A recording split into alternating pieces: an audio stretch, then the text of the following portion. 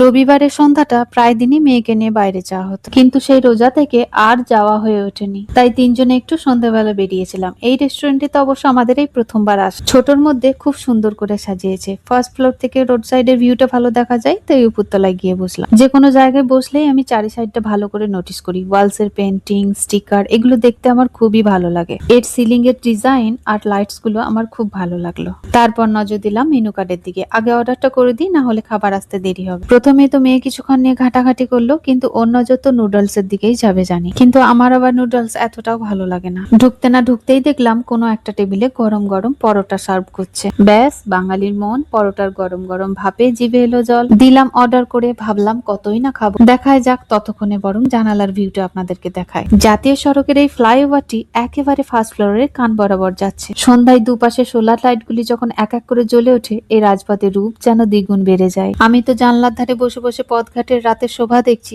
এদিকে দেখুন দুজনে দুটো মোবাইল নিয়ে ব্যস্ত। আমার বাচ্চাটি যদিও বা দু একটি হ্যাঁ হু দিচ্ছে, শাশুড়ির বাচ্চাটি তো হাতে মোবাইল নিয়ে একেবারে বোবা প্রাণী। গুরুজনদের কথা বুঝলেন, নিজের বাচ্চাকে সামলাতে এতটাও অসুবিধা হয় না যতটা অসুবিধা হয় শাশুড়ির বাচ্চাকে সামলাতে। সে যাই হোক, খাবার তো চলে এসেছে, লেগে পড়ি তাহলে। মেয়ে তো অর্ডার করার পরও পরোটা খেলো না, ওটা পার্সেল করে ওকে আবার নুডলসটা দেওয়া হলো। তারপরে বুঝলাম গুরুজনদের কথা এখনকার দিনে আর সত্যি হয় না। শাশুড়ির বাচ্চাকে তো হালকা ইশারা দিয়েও থামানো যায়, কিন্তু নিজের সন্তানকে সামলানোই এখনকার দিনে বেশি মুশকিল।